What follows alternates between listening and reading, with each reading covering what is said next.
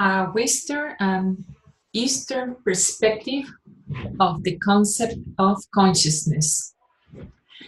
I have been always fascinated on how the brain works, and I began asking questions related to how we are able to fall asleep every night and wake up.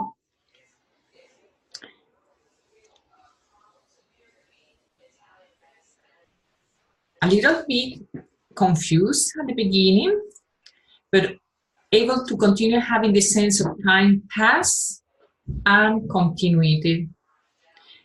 The other question was the come from the effect of the anesthesia. When I have received anesthesia, I experience detachment and my body just turns cold. And when I wake up, I feel drowsy, disoriented. And I don't have a linear experience of time.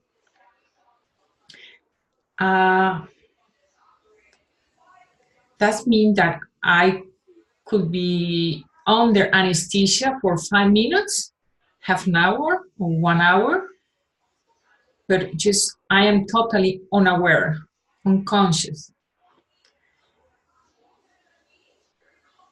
Anesthesia turns me like an object. And after the fact, I come back as a person again. I may explain consciousness like a multi-track movie playing inside of me. For instance, just in this moment when I'm seeing you, I have a 3D vision, surround sound.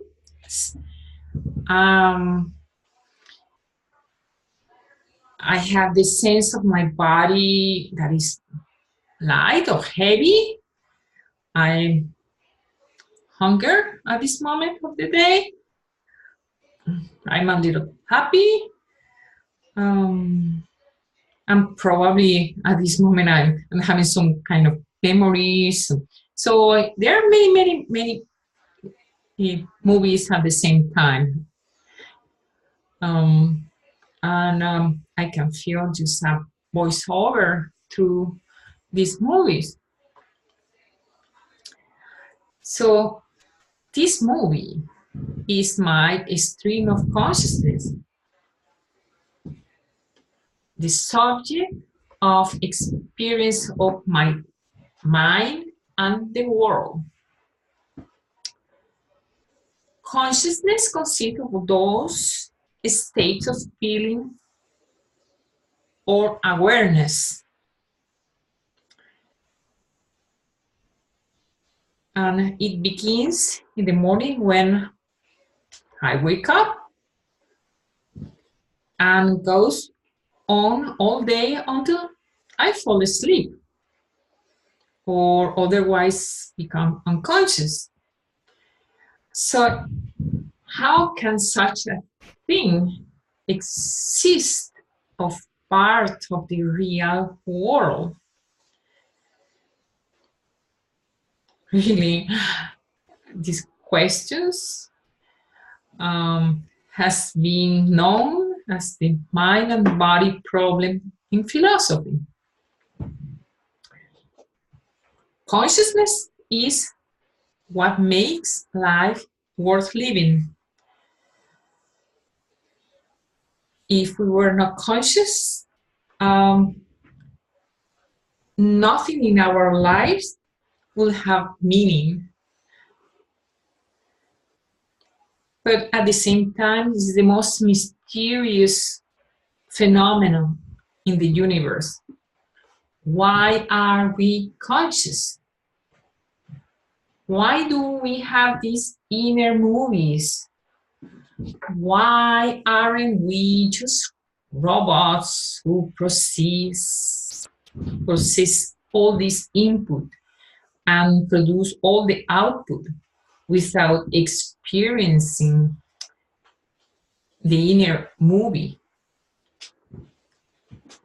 Right now, nobody knows the answer. Some people say that a science of consciousness is impossible. Science, by its nature, is objective. Consciousness, by its nature, is subjective. So there can never be a science of consciousness. Psychologists study behavior objectively. Neuroscience study the brain objectively. And nobody even mentioned consciousness. About 25 years ago, science began to study consciousness, and a real explosion of scientific work on consciousness began. It has been a great, all the work done. However, most of the studies has been on search of correlation between certain areas of the brain and certain states of consciousness.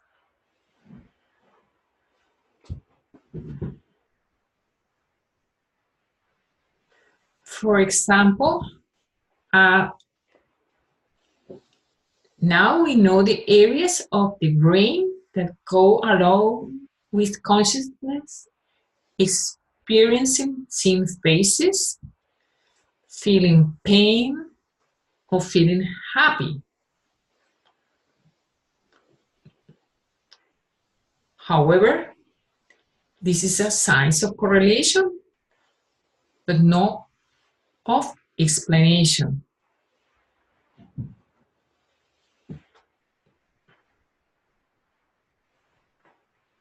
We know that these brain areas go along with certain kind of conscious experience, but we don't know why they do. Why is that all the physical processing in a brain shouldn't be accompanied by a consciousness at all? Why is there this inner subjective movie?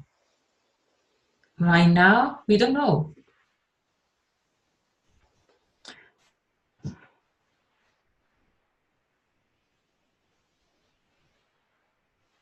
Looking for a theory of consciousness in physical terms, in brain-based terms,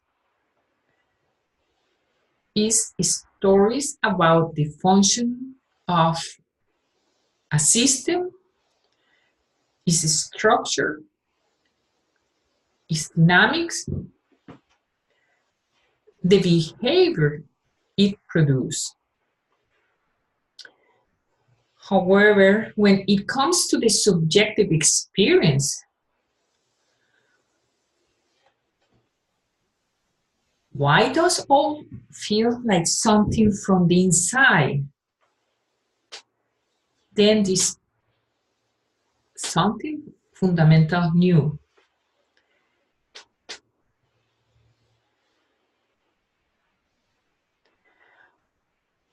We have all the wonderful explanations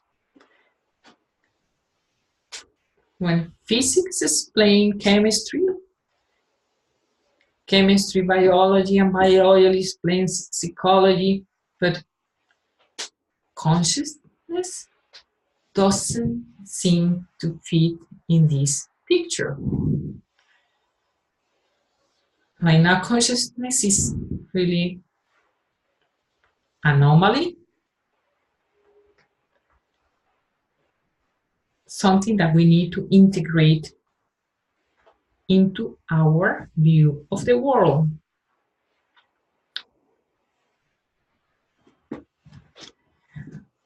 The scientific community have offered different kind of thinking, and I will present, some ideas that I have found that I realized that they are really interesting in order just to how to integrate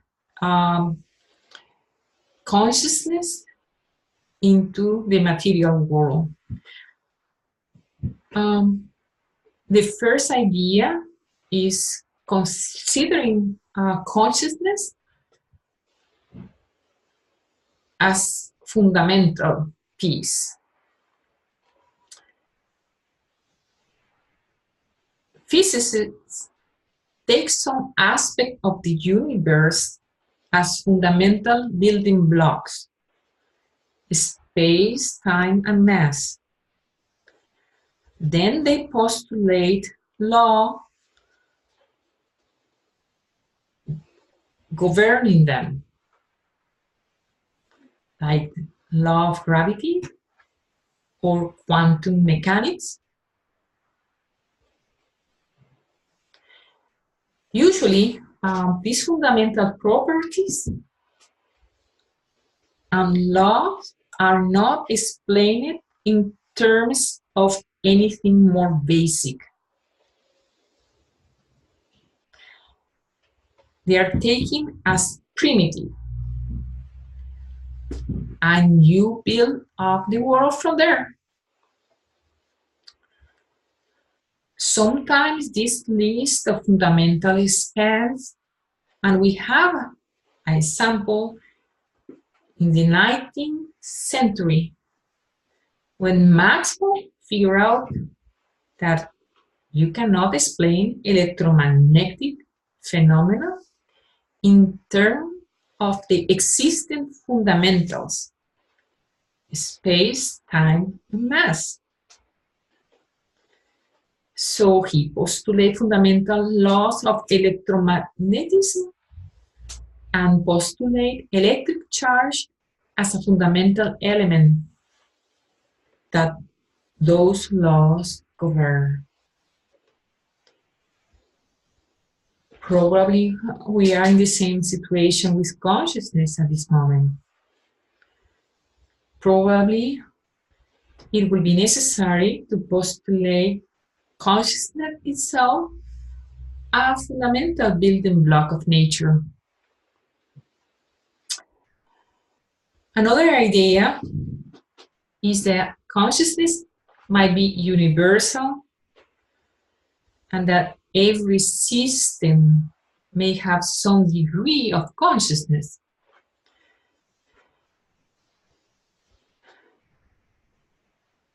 This view is sometimes called panpsychism. Pan means all, psych for mind. Every system is conscious, not just humans, dogs, mice, microbes, or elementary particles. Even a photon has some degree of consciousness.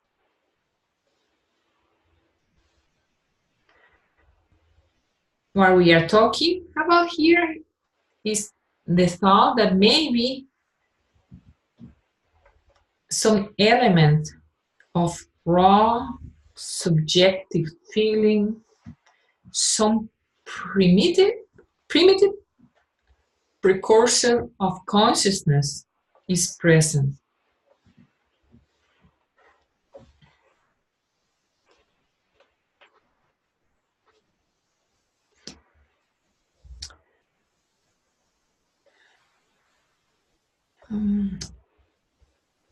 Then a deeper motivation from these ideas come from the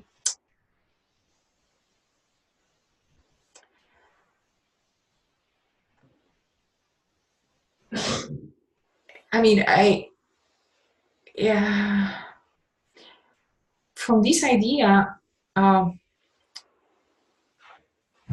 uh, we need to find something that connects the law with the physical world. And one way is to link consciousness with information processing.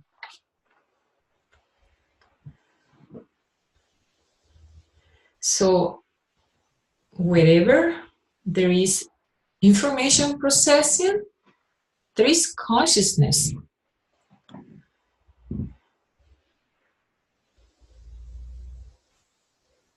Complex information processing like a human means complex consciousness. Simple information processing, simple consciousness. In recent years, a neuroscience, Giulio Tononi, has taken this theory and developed rigorously with a mathematical theory, and has a mathematical measure of information integration, which he called phi, measuring the amount of information integrated in a system. And he supposed that phi goes along with consciousness. So in a human brain, incredible large amount of information integration means high degree of phi, a whole lot of consciousness. In a mouse, medium degree of information integration is still pretty significant. We are talking a pretty serious amount of consciousness. But as you go down to microbes, particles, the amount of phi falls off. But it's still non-zero. On Tononi's theory, there is still going to be a non-zero degree of consciousness. He's proposing a fundamental law of consciousness. High phi, high consciousness. Right now is the leading theory in the science of consciousness, and is being used to integrate a whole range of scientific data, and it does not have and it have a nice property that is in fact very simple. Probably these ideas will integrate consciousness into the physical world.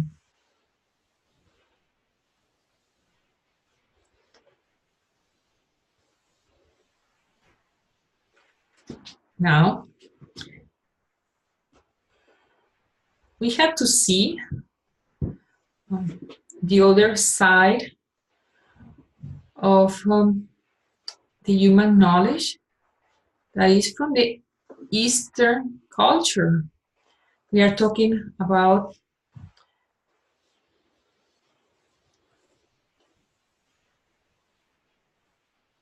in the yoga,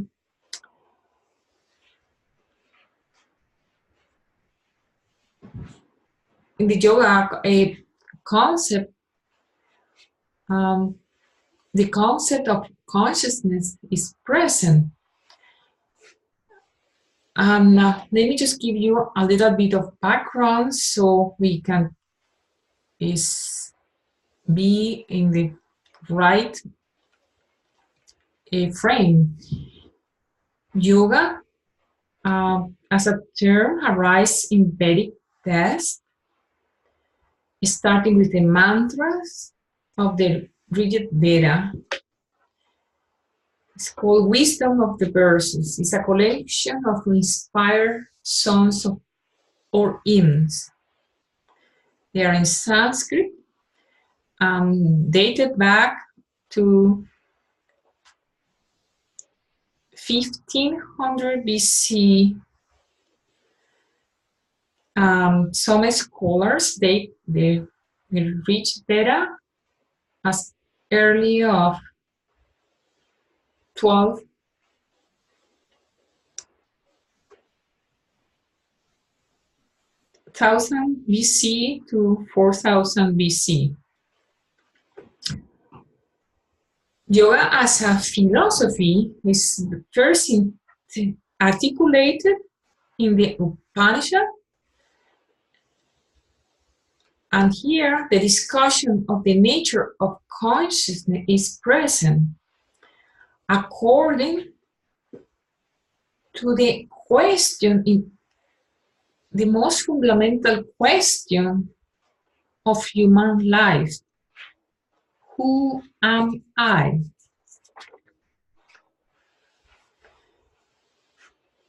The Upanishadic teachings are summarized in the Bhagavad Gita, which teach various aspects of yoga, with each chapter constituting a yoga approach of its own.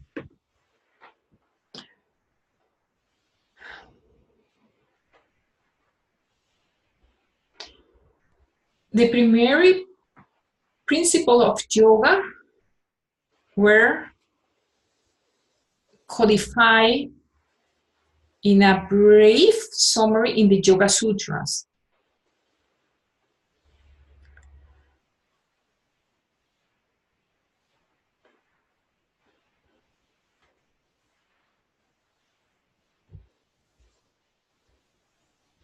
The Yoga Sutra of Patanjali outlines the art and science of yoga meditation for self-realization.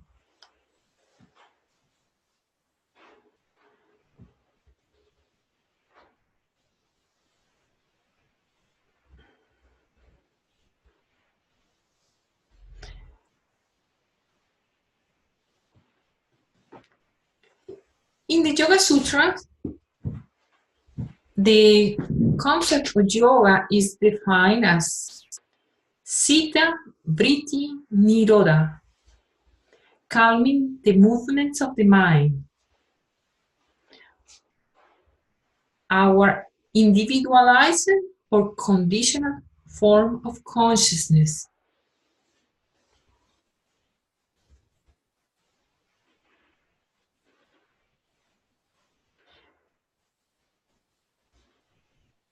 Then the following sutra clarifies this statement.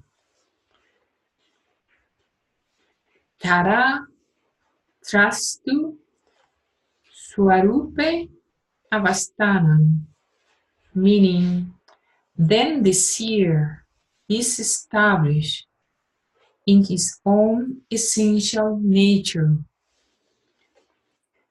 Who is the seer? It is the pure consciousness, the true self behind the body and mind, the Atman or Purusha of Upanishadic path.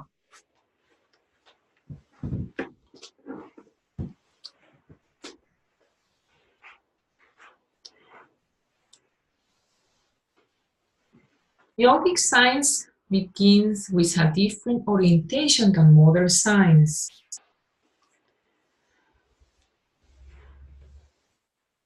Modern science follows an outward orientation of the mind to discern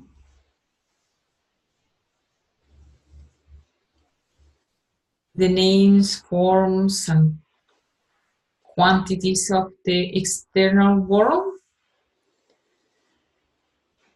which allows to uncover the secret powers of nature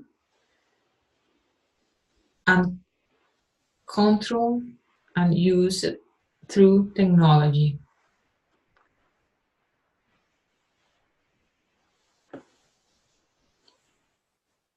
Yoga teaches us that the mind has another potential.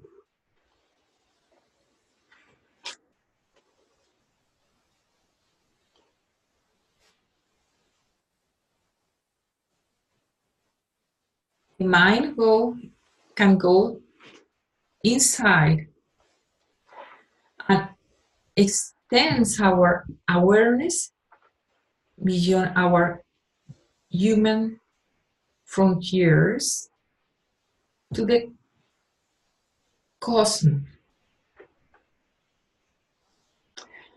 The aim of yoga is to discern the eternal essence of consciousness from the changing names, forms, and quantities of the external world.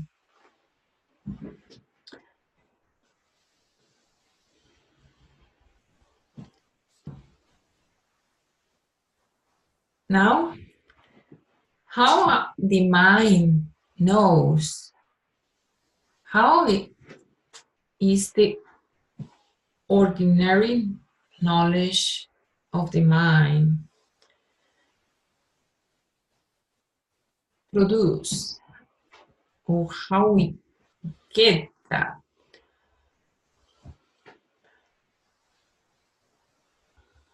There are, three factors. We get the knowledge by sensory perception,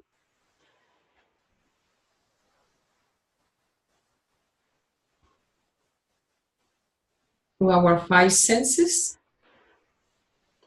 reason, in where we can measure, can use mathematics in order to understand our external world. And we can learn from authoritative people, which in this case, we learn from the tradition of science. Yoga teach that this kind of mental knowledge reveals only just a very little of the surface of reality.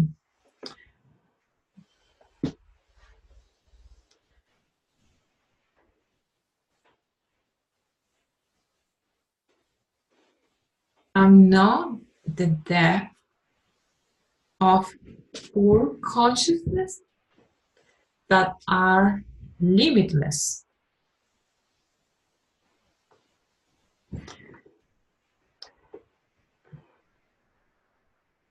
In order that the mind be able to connect with pure consciousness, the mind must become silent, concentrated, and receptive to the whole.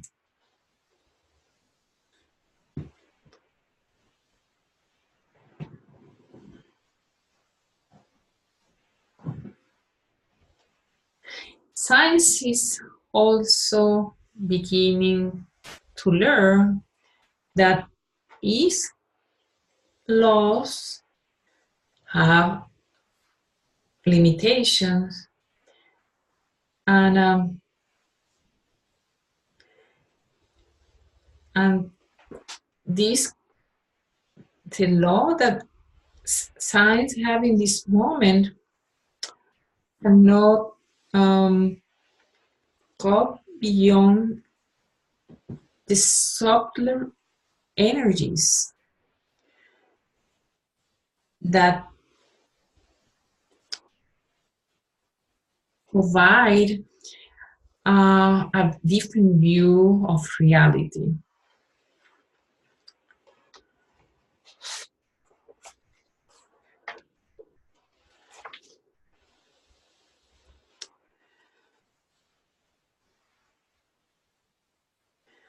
Human beings um, are composed of two forces: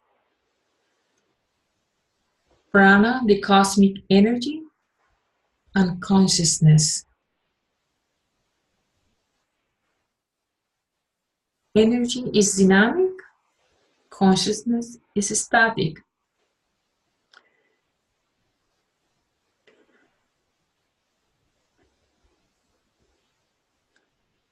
Energy is dynamic,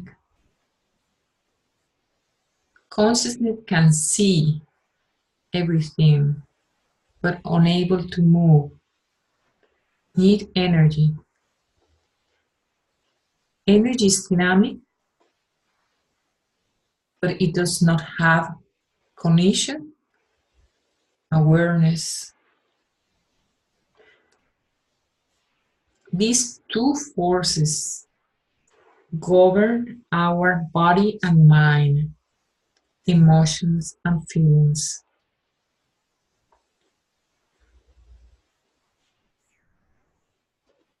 I have a graph that will help us to understand how is the vision of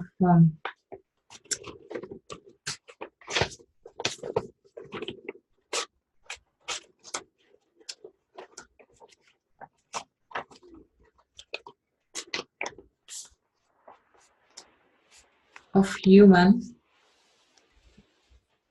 through yoga. Okay. Let me just put here.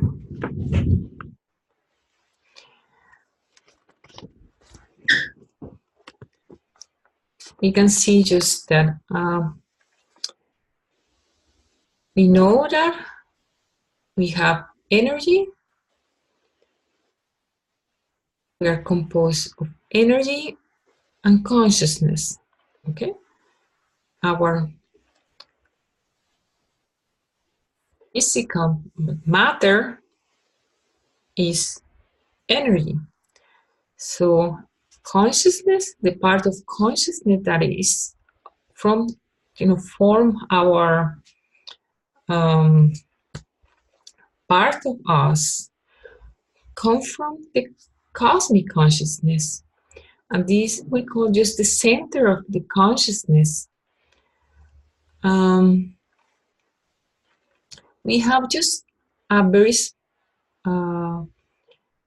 a, a small amount of cosmic consciousness forming.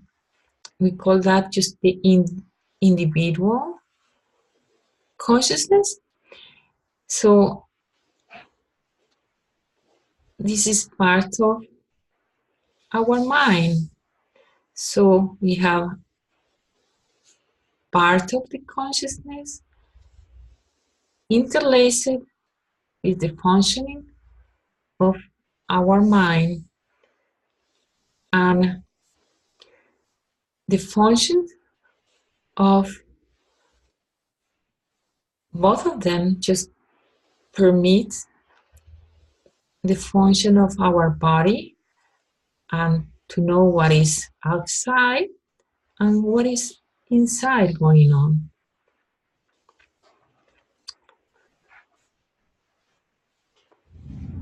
Consciousness, we call this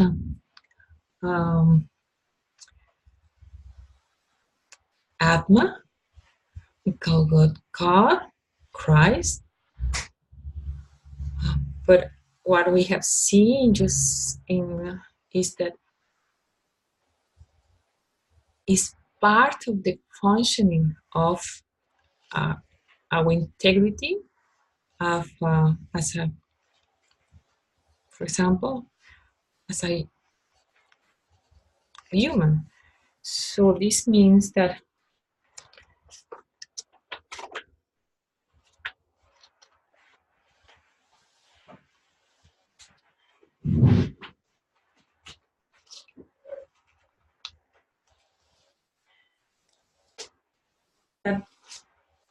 mine is an extension of that cosmic consciousness, which is interacting in the sensorial world, continuously interacting with the world of sense objects to try and find happiness and fulfillment.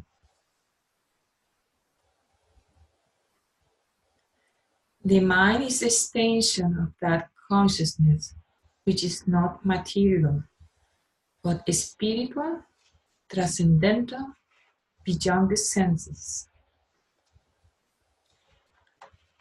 Our life is guided by the mind, the interactive consciousness. It is the mind which experiences happiness, suffering, joy, pain, thoughts, ideas. It's the mind which rules our life in form of attraction and repulsions.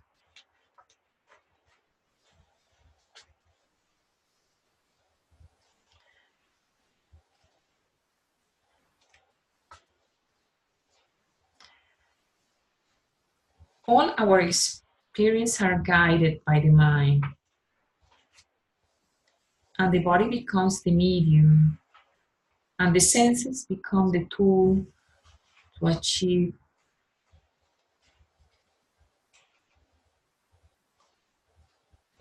whatever the mind needs to reach. This understanding is the beginning of yoga.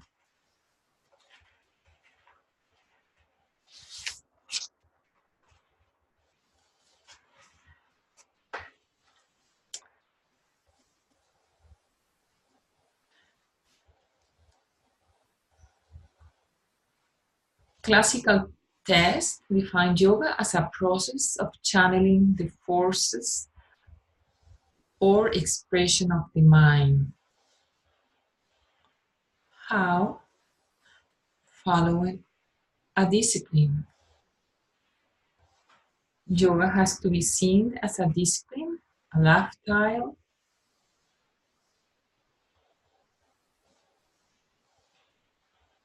a science of practical living.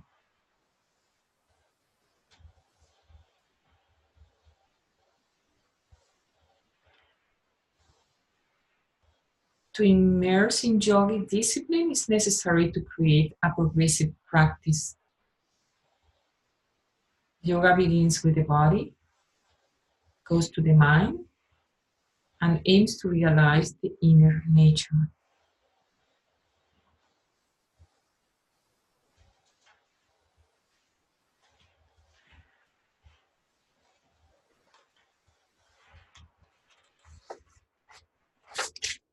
In the system of yoga, there is a sequence of mental training which begins with self observation.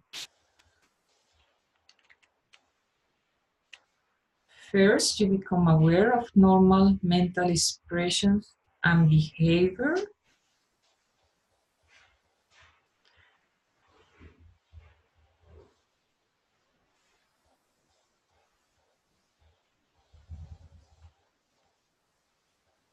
You start just aware of what you are thinking, your feelings,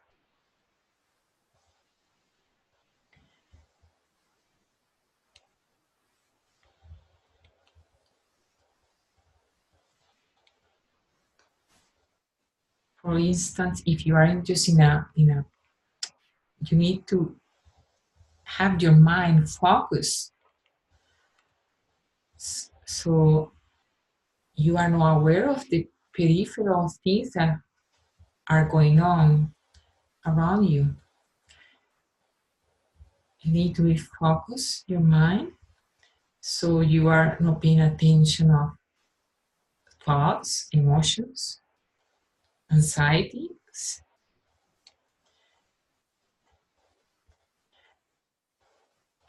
This means that we need to train the mind to be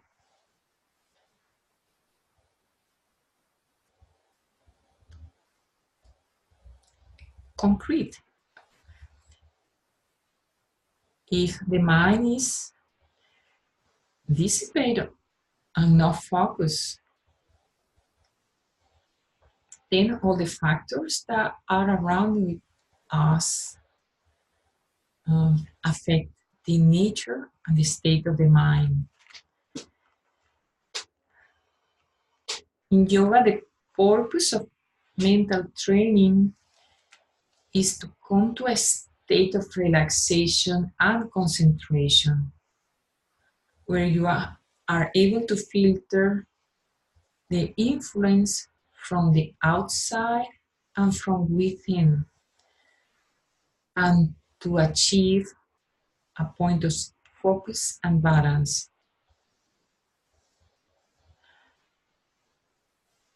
When you manage the interactive mind, then you move into the realm of consciousness, and there the spiritual component of yoga begins. The spiritual component of yoga is your understanding and realization of the creative energy within you.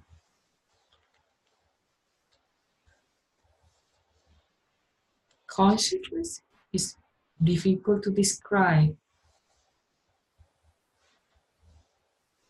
However, there is a broad understanding of consciousness as conscious, subconscious, unconscious, and beyond unconscious, the transcendental self.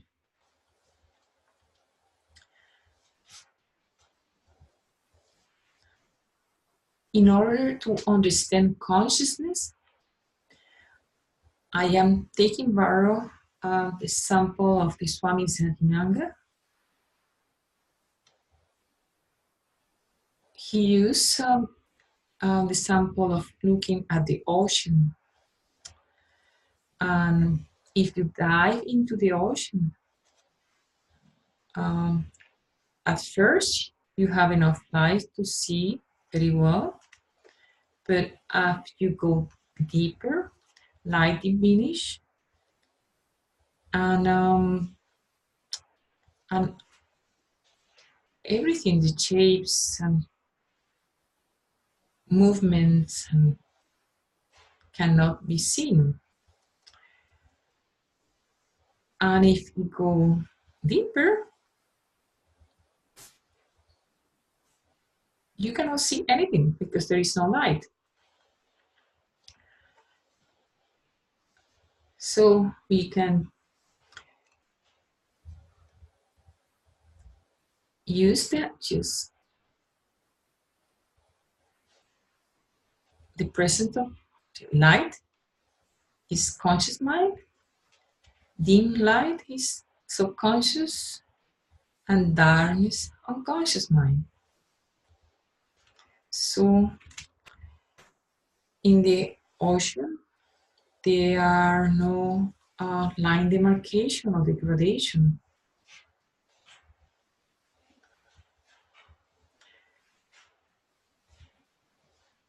I mean, there is no demarcation of degradation of the light. What we see just is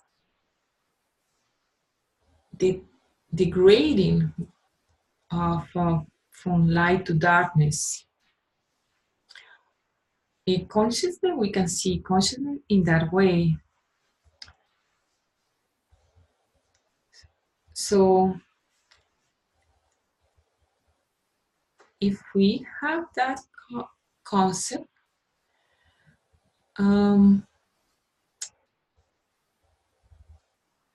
there is no such thing as conscious, subconscious, and unconscious.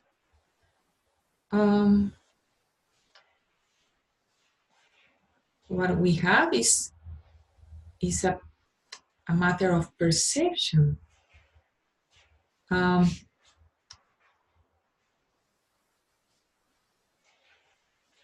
It's the perception of the mind according to our awareness.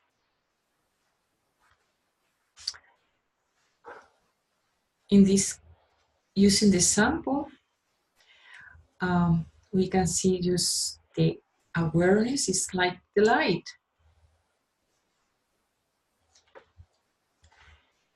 And this light helps us to see the things as they really are.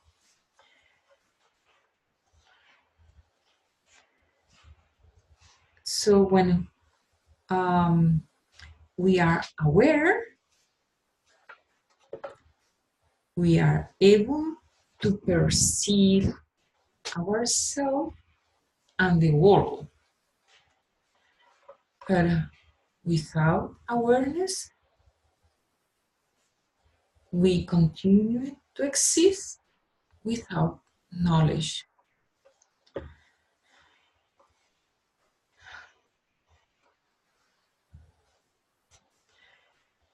So if we continue thinking this way, we can see that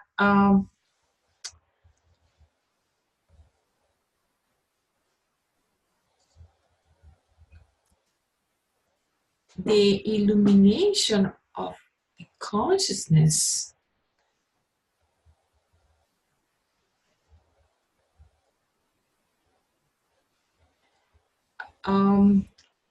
is a process linked with our ability to develop awareness. So dormant areas of the consciousness are integrated little by little.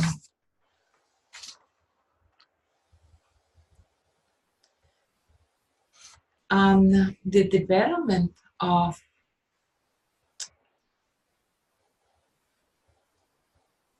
this mechanism is what happens in the meditation system of yoga.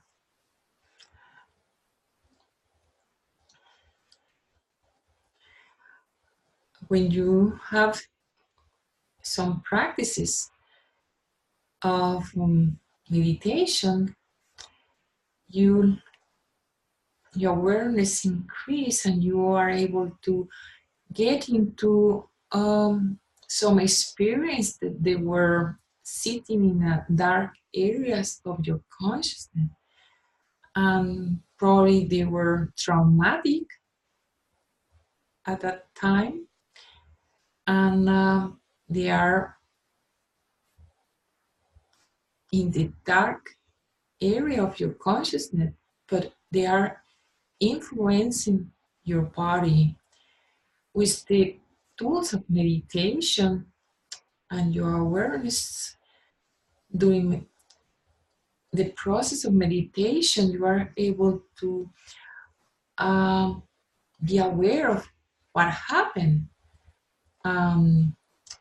realize, and then just let it go, the experience and the connection of that experience with your body is healed.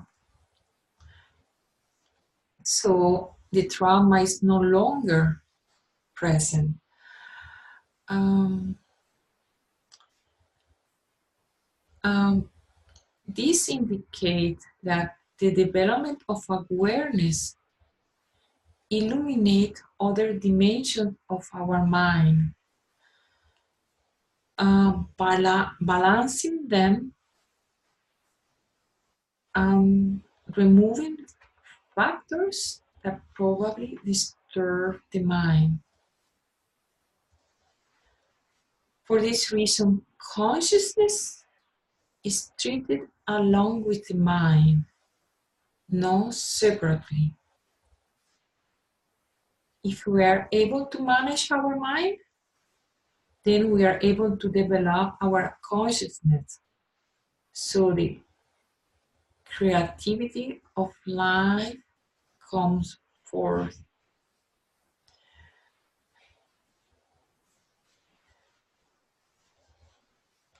In order to finish, I want just to say that yoga is a process of channeling the forces of expression of the mind.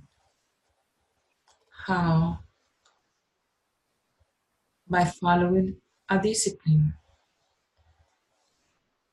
Yoga has to be seen as a discipline, a lifestyle,